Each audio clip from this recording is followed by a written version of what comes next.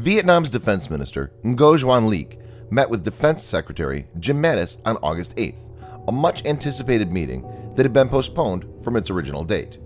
The two took stock of defense ties to date and agreed to deepen cooperation in several areas, including more naval engagement and information sharing. Though they discussed a wide range of issues in their bilateral defense ties, the biggest headline item that emerged was the first visit of a U.S. aircraft carrier to Vietnam, set for next year. Although the sides didn't release any further details, the aircraft carrier is likely to dock in Cam Ranh Bay, the Vietnamese base that the U.S. Navy used extensively during the Vietnam War. Notably, in October 2016, two warships, the submarine tender USS Frank Cable and guided missile destroyer USS John S. McCain, docked in Cam Ranh Bay. The decision indicates a growing relation between U.S. and Vietnam and is sure to upset China. Sino-Vietnamese relation has hit new lows in recent times, mainly because China's hostile behavior over South China Sea disputes. In this video, Defense Updates analyzes the background and helps viewers understand the significance of the move. Let's get started. Number 5.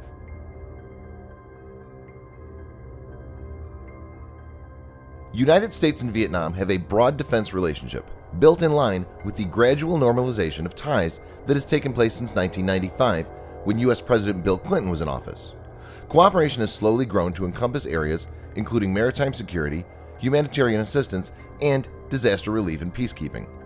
Bilateral defense relations have also been strengthening over the past few years as part of a broader comprehensive partnership signed in 2013 under former U.S. President Barack Obama, who presided over the historic lifting of a decades-old arms embargo on Vietnam towards the end of his presidency.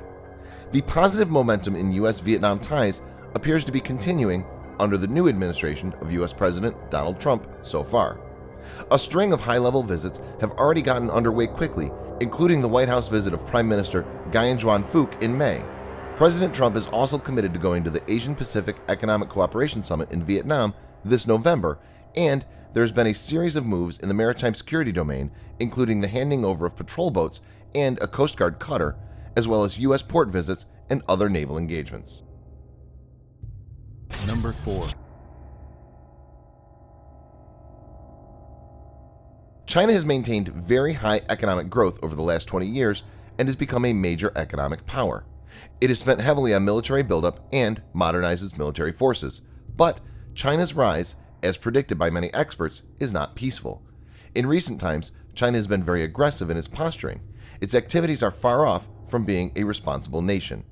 From threatening its neighbors, employing corrosive diplomacy, to proliferation of military tech, China has stirred up multiple flashpoints.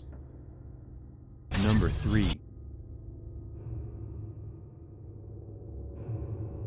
China's sweeping claims of sovereignty over the sea have infuriated competing claimants Malaysia, Brunei, Taiwan, Indonesia, the Philippines, as well as Vietnam. United States, Japan, Australia, and India favor freedom of navigation as it's a very important sea route with $5 trillion in trade, half of global merchant shipping, and half of the world's oil shipment pass through it. The sea has also alleged 11 billion barrels of untapped oil and 190 trillion cubic feet of natural gas. Number 2. China has tried to change the territorial status quo gradually, island by island, instead of trying to capture it in one go. For example, China first occupied the Paracel Islands in 1974, and then slowly expanded its presence southward by attacking Vietnam's islands in the Spratly chain in the 1980s. This strategy, known as salami slicing, aims for slow accumulation of small changes. China's strategy relies on low-intensity but constant and simultaneous small provocations at multiple pressure points.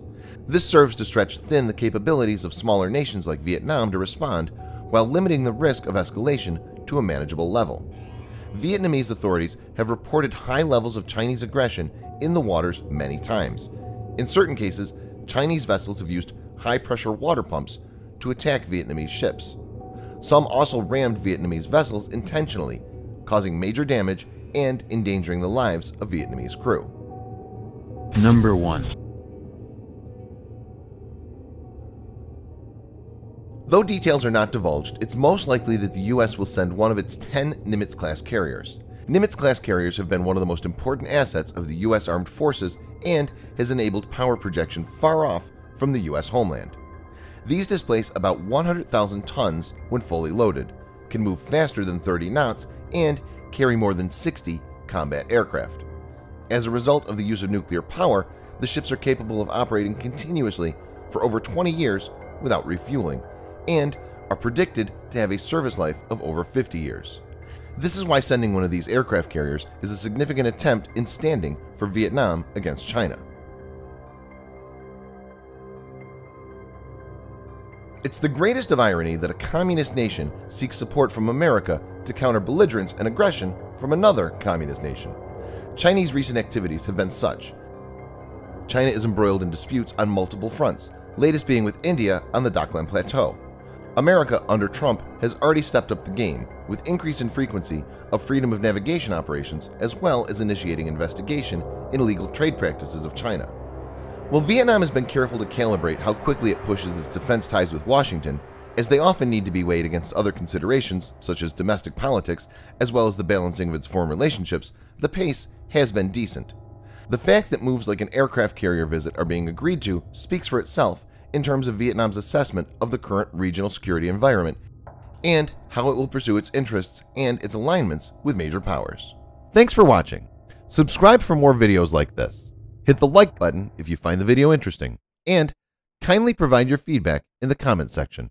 This will help us improve.